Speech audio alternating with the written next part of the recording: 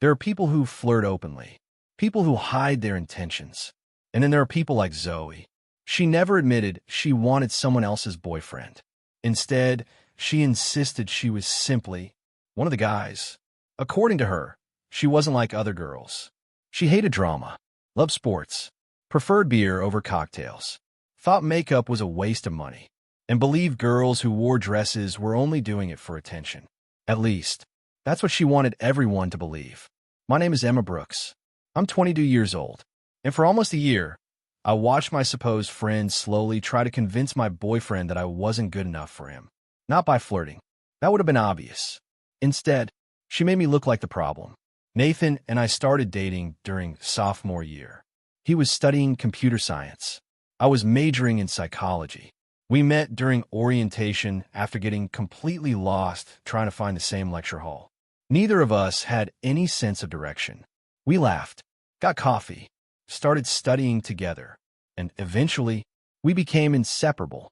Nathan wasn't flashy. He wasn't the loudest guy in every room. He was thoughtful, patient, the kind of boyfriend who remembered the little things. He knew exactly how I took my coffee. He always carried an extra phone charger because I constantly forgot mine. He'd leave tiny notes inside my backpack before exams. Nothing expensive, nothing dramatic, just thoughtful. About 6 months into our relationship, I introduced him to my friend group. That's when Zoe became interested. Not interested in dating him. At least, that's what she claimed. Interested in becoming his best friend. At first, it seemed harmless.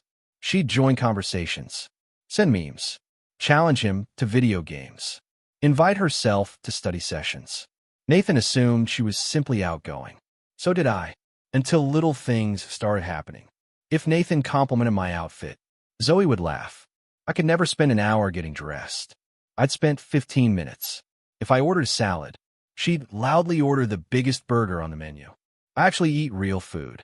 Then she'd glance toward Nathan. I don't change myself for guys. Nobody had asked. If I wore makeup, she'd smile. I wish I had confidence to leave the house looking natural, as if wearing lipstick somehow meant insecurity. Every compliment directed at me somehow became a competition. Every conversation somehow became about proving she was easier, cooler, less emotional. She constantly repeated the same sentence. I'm just one of the guys. The first few times, I ignored it, because honestly, it sounded childish. Then she started showing up uninvited. Nathan and I would plan dinner. Suddenly Zoe would appear. Oh, Nathan texted me. I hope you don't mind. Nathan looked confused. I didn't text you. She'd laugh. Oh, I must have misunderstood. Then she'd pull out a chair anyway. At movie nights, she always somehow ended up sitting between us. If Nathan moved closer to me, she'd lean on his shoulder. When I looked uncomfortable, she'd roll her eyes. You're not one of those jealous girlfriends, are you? Nathan would quietly shift away. She'd pretend not to notice. One afternoon, we all met at the campus recreation center. Nathan and I planned to play mini golf. Zoe somehow turned it into a basketball competition. You've got to admit, she grinned after beating Nathan. I'm basically honorary boyfriend material. Everyone laughed awkwardly, except Nathan. He simply smiled politely. You'd make a terrible boyfriend. She laughed louder than anyone. I'll take that as a compliment. She never seemed embarrassed. Every rejection somehow became another joke, another opportunity, another performance. Heather noticed it first. You know she's competing with you. I shrugged. She's insecure. Heather looked unconvinced. No, she's strategic. I wanted to disagree. Instead, I started paying attention. Once I actually watched instead of ignoring it, I couldn't stop seeing it. If another girl spoke, Zoe interrupted. If another girl succeeded, she minimized it. If another girl received attention, she redirected it. Everything was a competition, especially if men were watching. Then came Nathan's birthday. I spent nearly 3 months saving for his present. A beautiful watch he'd casually mentioned while window shopping. Not because he expected it, because he'd admired it once, then immediately said it was too expensive. I wanted to surprise him. The party was held at Julian's apartment. Around 30 people showed up. Music, pizza, drinks, games. Everything felt perfect until Zoe arrived.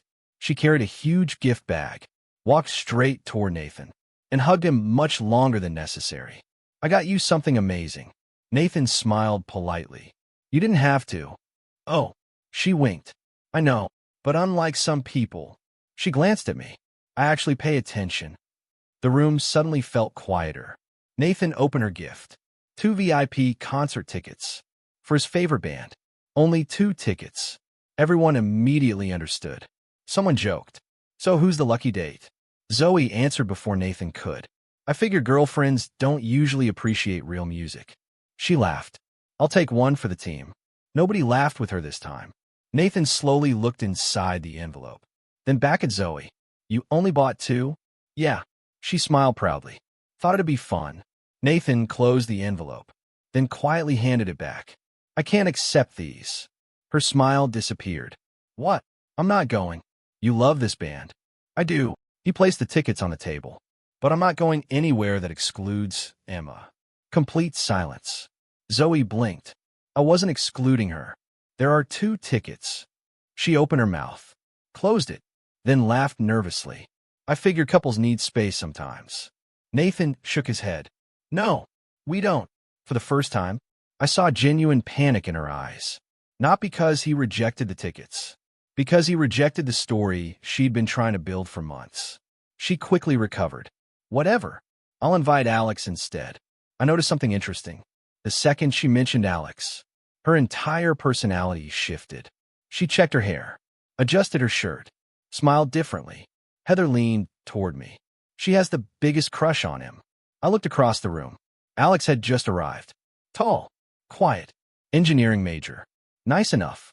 He greeted everyone politely, especially me, because we'd worked together on a campus fundraiser months earlier. Nothing romantic, just friendly. Then I looked back at Zoe, and suddenly, an idea appeared. Not revenge. Not yet. Just an observation.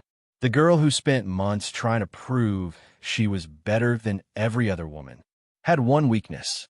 One person whose attention she desperately wanted. And unlike Nathan, Alex hadn't figured out her game yet. As I watched Zoe immediately abandon Nathan to chase after Alex, I realized something. If she wanted to spend months turning my relationship into a competition, maybe it was finally time for her to discover what it felt like to lose me. For the rest of Nathan's birthday party, I simply watched. Not secretly, not dramatically. I just paid attention. The pattern became impossible to ignore. The second Alex entered a conversation, Zoe magically appeared. If he grabbed a drink, she suddenly needed one too. If he played cool, she challenged him. If he laughed, she laughed louder. It almost looked rehearsed. Heather quietly leaned. See it now. I nodded. Oh yeah. Nathan joined us a few minutes later. What are you two whispering about? Heather grinned. Reality. Nathan looked confused. What? She nodded towards Zoe. You know she's trying to impress Alex now. Nathan watched for about 10 seconds, then slowly smiled. I didn't even notice. Exactly. Because unlike Zoe believed, most people weren't constantly thinking about competition. They were just living. Alex eventually sat on the balcony with several friends. Within 30 seconds, Zoe somehow found an excuse to join them. I watched from inside. She laughed at everything he said, touched his arm every few minutes, repeatedly mentioned how she was. Not like most girls. Alex politely nodded. Nothing more. He wasn't flirting. He wasn't encouraging her. He was simply being polite. Unfortunately, Zoe interpreted politeness the same way she'd interpreted Nathan's kindness. Interest. The next Monday, campus life returned to normal. Or at least, it tried to. By lunchtime, Zoe had already found Nathan outside the student center. I was walking toward them when I heard her. So, she smiled. Emma still gets jealous? Nathan frowned. What? You know. She shrugged. Saturday. She looked upset. Nathan looked genuinely confused. She wasn't upset. Oh, I guess I misunderstood. Again, everything was always a misunderstanding. She noticed me approaching. Instantly. Oh, Emma. She smiled brightly. We were just talking about you. Nathan immediately answered.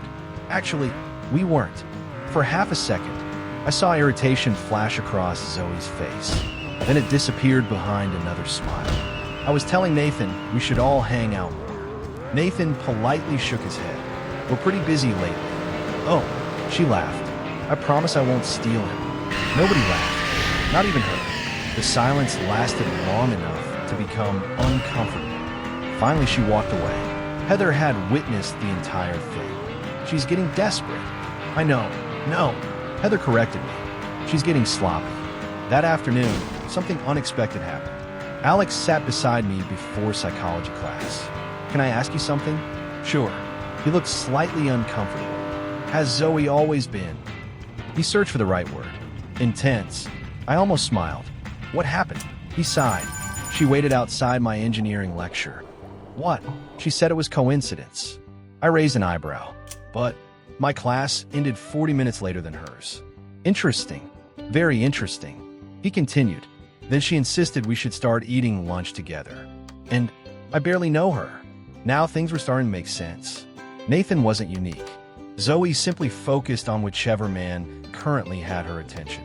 I asked carefully, do you like her? He answered immediately. No. That answer came much faster than I expected. She's funny sometimes. He paused. But honestly, I feel like she's always performing. Performing.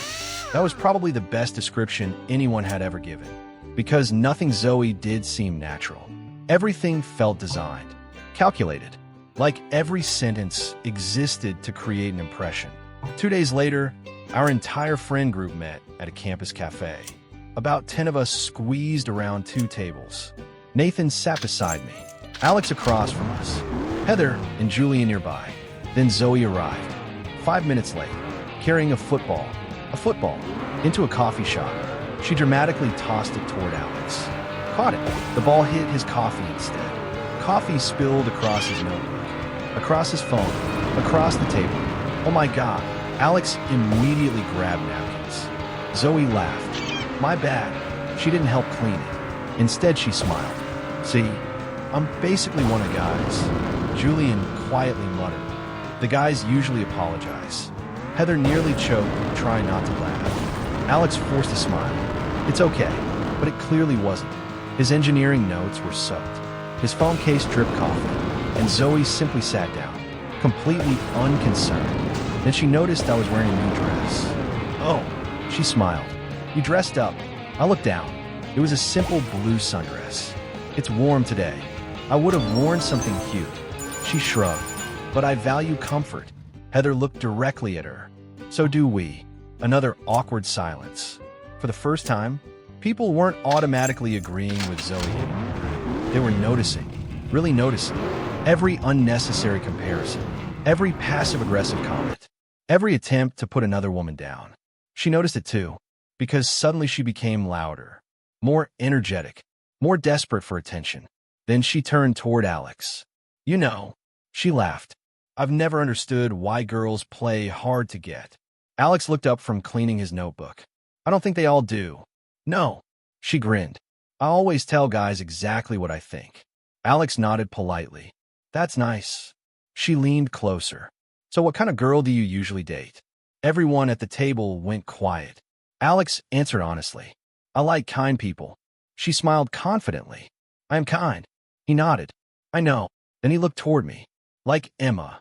The entire table became silent. Because for the first time, Zoe's own competition had completely backfired. And the look on her face told me something important. She wasn't upset because Alex complimented me. She was upset because, for the first time, someone had compared us. And she hadn't won. The entire table became silent. Because for the first time, Zoe's own competition had completely backfired. And the look on her face told me something important. She wasn't upset because Alex complimented me. She was upset because, for the first time, someone had compared us. And she hadn't won. She laughed awkwardly. Oh, I'm nice too. Alex smiled politely. I know. Then he went back to wiping coffee off his notebook. The conversation moved on. But Zoe didn't.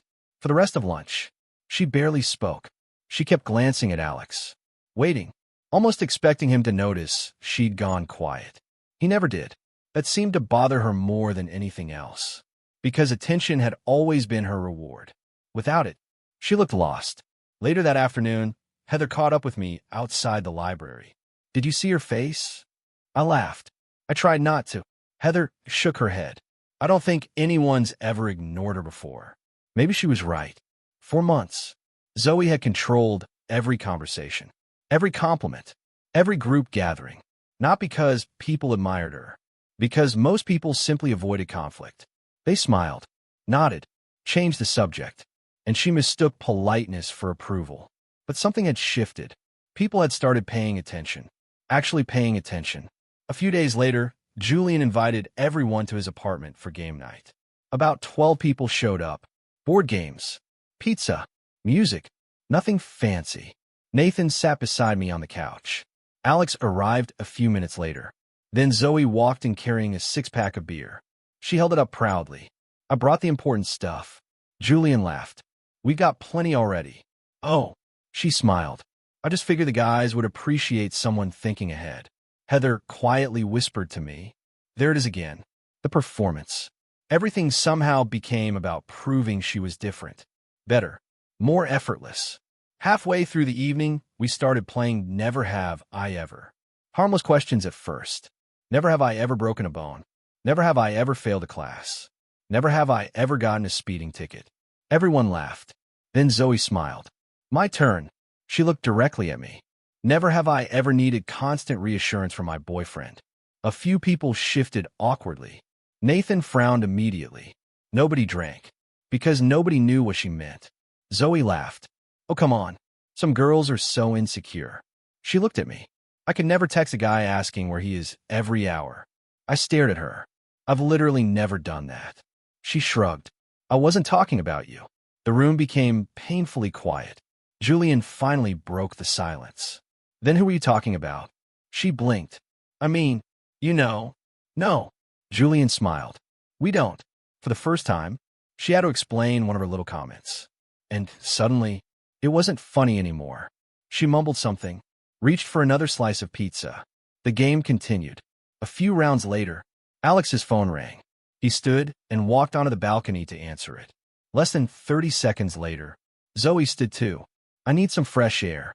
Heather and I exchanged a look. 5 minutes passed. Then 10. Eventually, Julian stepped onto the balcony to ask if they wanted dessert. He came back inside, trying not to laugh. What? He looked at me. You got to hear this. Apparently, Zoe had spent the last 10 minutes telling Alex how girls are exhausting. They're so dramatic. I've always gotten along better with guys. Julian chuckled. You know what Alex said? What? He smiled. He said, that's funny. Almost all my closest friends are women. They're actually way less dramatic than most guys I know. Heather burst out laughing. So what did Zoe do? She immediately started talking about football. We all laughed. Not because she liked football, because everyone finally understood the pattern. She wasn't sharing who she was. She was becoming whoever she thought the guy in front of her wanted. An hour later, everyone gathered back inside. Alex looked exhausted. Not annoyed, just tired. As we cleaned up after the party, he quietly walked over to Nathan. I happened to overhear them. Dude, Alex sighed.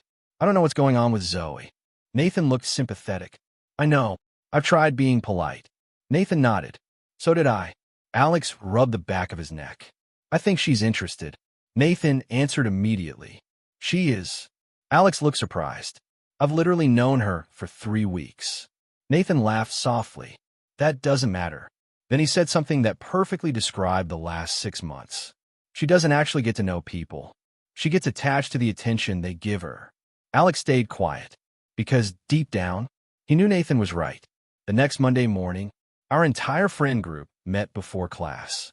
Everyone except Zoe. She arrived almost 20 minutes late, wearing an oversized football jersey, holding another football. She smiled dramatically. Guess who got tickets to Saturday's game? Nobody answered. Finally, she looked at Alex. I thought maybe you'd want to go with me. The group waited. Alex smiled politely. Thanks. Then he said the one sentence Zoe clearly wasn't expecting. But I'm already going. Her smile froze. Oh, with who? Alex looked around the group, then pointed toward Heather. With Heather. Complete silence. Heather blinked. What? Alex laughed. I was going to ask you after class. Heather smiled. I'd love to. Zoe didn't say another word. She simply stood there, holding 2 football tickets, realizing, for the second time in a week, the man she had been trying so hard to impress had chosen another woman. And this time, everyone saw the disappointment on her face, including Alex. And I had a feeling he was finally beginning to understand exactly who Zoe really was. Everyone stood there in silence. Zoe was still holding the football tickets. Alex had just invited Heather instead. And for the first time, there was no clever joke, no sarcastic comeback, no way to pretend she didn't care. She forced a smile. "Oh, I actually bought these for everyone." Nobody believed her, not even a little. Heather looked uncomfortable. "You literally just asked Alex to go with you." Zoe laughed nervously. "I was kidding," Julian quietly muttered. "Sure." The conversation moved on, but something had changed. People no longer rushed to make Zoe feel better. No one pretended not to notice. For months, everyone had ignored the obvious. Now, they couldn't unsee it. The rest of the week felt different. Whenever Zoe made another "I'm not like other girls" comment, people simply stared at her. No laughter, no agreement, just silence. And somehow, silence embarrassed her more than arguments ever could. Thursday afternoon, our marketing professor announced a group presentation.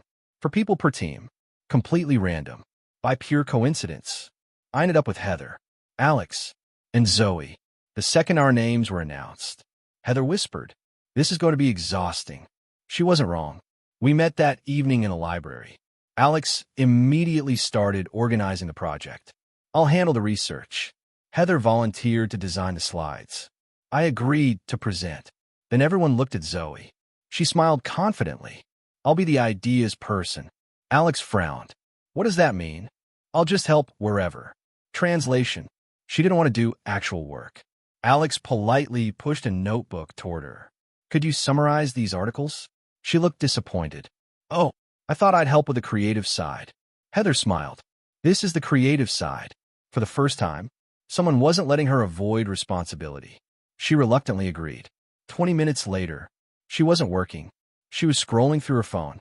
Every few minutes, she'd interrupt. "You know what's funny?" Nobody answered.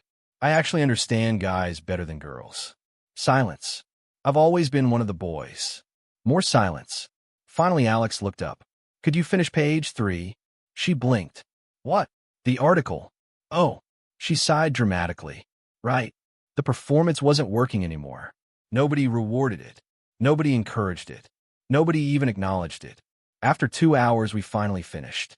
As everyone packed their bags, Alex forgot his notebook on the table. He walked back to grab it. At the exact same moment, Zoe quietly slipped something inside. I happened to see it. A folded pink note. She looked around quickly. Didn't realize I'd noticed. Then she smiled to herself. "Interesting. Very interesting." The next morning, Alex found the note during class. He unfolded it. "Read it." Then looked completely confused. After class, he walked straight toward me. "Emma, can I ask you something?" "Sure." He handed me the note. My stomach dropped. It wasn't signed, but I immediately recognized the handwriting. Zoe's. The note read, "You deserve someone who actually understands you. Some girls only pretend to like the things you enjoy. You'd be happier with someone more natural." There wasn't a name, but the message was obvious. It sounded exactly like Zoe. I looked at Alex. "What do you think?" He shrugged. "I think whoever wrote this watches too many romantic movies." I laughed. "You're not curious who sent it?" He shook his head. "Not really." Then he added something unexpected. It actually made me uncomfortable. "Why?" He looked genuinely confused. "I barely know anyone in our group." He folded the note. "If someone likes me, I'd rather they just talk to me honestly." That sentence perfectly described why Nathan had never been interested in Zoe either. Neither of them wanted games. Neither of them wanted performances. Neither of them wanted someone pretending to be whatever they thought men liked. They just wanted honesty. That evening, our group met again to rehearse the presentation. Halfway through, Heather accidentally mentioned the anonymous note. "Oh," she smiled. "Did you ever figure out who wrote it?" Alex laughed. "No." Before anyone else could speak, Zoe quickly asked, "What note?" Too quickly, Alex explained everything. The folded paper, the anonymous message, the strange comments. Zoe forced a surprised expression. Wow, that's creepy. I watched her carefully. She wasn't looking at Alex. She was watching me, trying to see if I knew. I smiled. I actually think I know who wrote it. The room became completely quiet. Zoe froze. Heather looked at me. You do? I nodded slowly. Pretty sure. Alex looked curious. Who? I looked directly at Zoe. For several long seconds, neither of us spoke. Then I smiled. I'll tell you tomorrow. Zoe's face immediately lost color. Because for the first time, she wasn't worried about losing another competition. She was worried that everyone was about to find out she'd been playing one all along. I looked directly at Zoe. For several long seconds, neither of us spoke. Then I smiled. I'm pretty sure I know who wrote it. The room became completely quiet. Zoe's face immediately lost color. Because for the first time, she wasn't worried about losing another competition. She was worried that everyone was about to find out she'd been playing one all along. She laughed nervously. Really? I nodded. Pretty sure. Alex looked curious. So who was it? I smiled.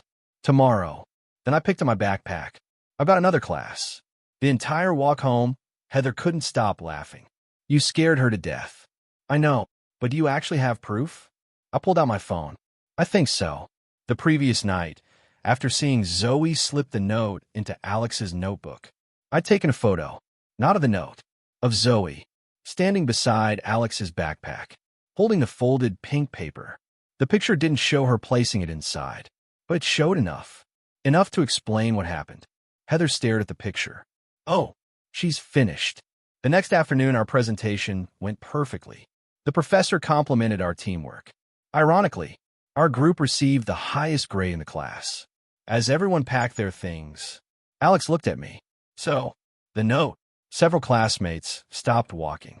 Apparently, everyone wanted to know now. I reached into my folder, pulled out the anonymous note, then placed my phone beside it. I think whoever wrote this. I turned the screen toward everyone. Forgot somebody was standing behind them. The photo appeared. Zoe, holding the folded paper, standing beside Alex's notebook. Silence. Complete silence. Julian looked from the photo to Zoe, then back again. Dude. Heather quietly shook her head. I knew it. Alex frowned. Zoe. She immediately started shaking her head. No, that's not. I stayed calm. I never said you put it inside. You just happened to be holding it. She opened her mouth. Nothing came out. Julian crossed his arms. So, why were you holding an anonymous love note? She looked desperately around the room. Nobody rescued her. Nobody spoke. Finally, she pointed at me. Emma's lying. I calmly handed Alex the note. Look at the handwriting. He frowned. I don't know anyone's handwriting. Heather slowly reached into her backpack. I do. She pulled out last week's meeting notes. Notes Zoe had written herself. Everyone leaned closer. The capital G, the lowercase y, the loops on every letter. Exactly the same. Julian quietly whispered. Oh. Alex compared both pages. Again and again. Then looked at Zoe. You wrote this. She finally broke. So what if I did? Nobody answered. So what? She looked directly at Alex. I was just trying to help. Help. You deserve better. He stared at her. Better than what? She pointed toward me. Girls like Emma. The room became completely silent. Alex slowly frowned. What exactly does that mean? Zoe shrugged. You know, they act sweet. They pretend. I don't. Heather laughed. Actually laughed. The first real laugh anyone had made at Zoe's comments. You literally pretend to like football. Julian nodded. You pretended to like gaming. Another classmate joined in. I thought you hated coffee. Someone else added. Didn't you say beer tasted disgusting? Zoe looked around the room, confused, because suddenly, everyone was talking. Everyone had noticed something. One by one, people started remembering. You said cycling was your favorite sport because Jake cycles. You started watching Formula One after meeting Chris. You hated camping until Alex mentioned camping. You told me makeup was fake while wearing fake eyelashes. Every sentence hit harder than the last, because none of them came from me. They came from everyone. Months of observations. Months of staying quiet. Months of pretending not to notice. Finally coming out all at once. Alex looked genuinely disappointed. I don't even know who you really are. That sentence completely broke her. I was trying to impress you. I know. I thought you'd like me. He nodded sadly. But you never let me meet the real you. For several seconds, Zoe simply stood there, looking around the room. No supporters. No laughter. No attention. Then, very quietly, she asked, "Have you all been talking about me?" Heather answered honestly, "No. We've been worried about you." That sentence seemed to surprise everyone, including Zoe, because maybe, for the first time, she realized people hadn't been competing with her at all. They had simply been watching her slowly become someone she thought everyone else wanted. She picked up her bag, didn't argue, didn't make another joke, didn't roll her eyes. She simply whispered, "I'm sorry," then walked out of the classroom alone. Nobody followed her. But as Alex watched the door close, he quietly said something that stayed with me. I don't think she ever knew who she was. And somehow, I had a feeling that wasn't really the end of Zoe's story. I don't think she ever knew who she was. Alex's words stayed with me long after everyone left the classroom. Because they weren't cruel. They were sad. For the first time since I met Zoe, I stopped seeing her as the girl trying to steal my boyfriend. I saw someone who had spent years becoming whoever she thought other people wanted. And somewhere along the way, she had forgotten who she actually was. After that day, Zoe disappeared. She stopped coming to lunch, stopped joining study sessions, stopped showing up at parties. She even switched presentation groups for another class we shared. At first, everyone talked about it. Then, life moved on. Midterms arrived. Assignments piled up. Campus found something new to gossip about. Nathan squeezed my hand one evening while we walked home. "You okay?" "I think so. You've been quiet." I smiled. "I'm just tired." He looked at me for a moment. "Can I tell you something?" "Always." I hated seeing someone try to make you feel small. I looked at him. "You noticed?" He laughed softly. "Emma, I noticed months ago. That surprised me. Why didn't you say anything?" "Because I knew you could handle yourself." He smiled. And honestly, I thought eventually everyone else would notice too. He had been right. The truth didn't need shouting. It simply needed time. About 2 months later, Heather texted our group chat. "Guys, I just saw Zoe. Curious." We all asked where. "The campus counseling center." She'd been walking out with a therapist. Nobody made jokes. Nobody laughed. Heather simply wrote, "I hope she's okay." And surprisingly, everyone reacted with the same heart emoji. Not because we forgot what happened, because none of us actually wanted her life to fall apart. A few weeks later, I ran into Zoe myself, completely by accident, at the bookstore. She looked different. No dramatic outfit, no loud personality, no performance, just jeans, a hoodie, hair tied back. She noticed me. For a second, I thought she'd turn around. Instead, she walked toward me. "Hi, hi." An awkward silence followed. Then she quietly said, "I owe you an apology." I waited. "Not because you embarrassed me." She shook her head. "I embarrassed myself." That was the first completely honest thing I'd ever heard her say. She smiled sadly. "My therapist asked me something." "What?" "If nobody was watching, who would you be?" She laughed quietly. And I realized, I didn't know. That answer broke my heart. Because she meant it. She really didn't know. I spent years trying to be the cool girl. The effortless girl. The girl every guy liked. She looked down. And I don't even like football. I couldn't help smiling. "I know. I actually hate beer. I know. I only play video games because I thought guys expected it." "Again." "I know." She sighed. "I don't even know why I kept doing it." For the first time, there were no comparisons. No insults. No competition. Just honesty. "I was jealous of you." I blinked. "Why?" "You never seemed to change yourself." I thought about that. Honestly, I hadn't. Sometimes Nathan and I liked different things. Sometimes we agreed. Sometimes we didn't. And somehow, that had never been a problem. I thought guys only wanted girls who liked everything they liked. She smiled weakly. "Turns out, they mostly just want someone genuine." I nodded. "I think that's true." She looked embarrassed. "I also owe Nathan an apology." "I know." "And Alex." "I know." "And Heather." "And probably every girl I've ever insulted." We both laughed. A real laugh. Not forced. Not sarcastic. Just human. Before leaving, she stopped. I don't expect us to be friends again. I appreciated that, because some things can't simply go back to normal, but they can become peaceful. I hope things get better. She smiled. They already are. Then she held up a shopping bag. Inside was a beginner's painting kit.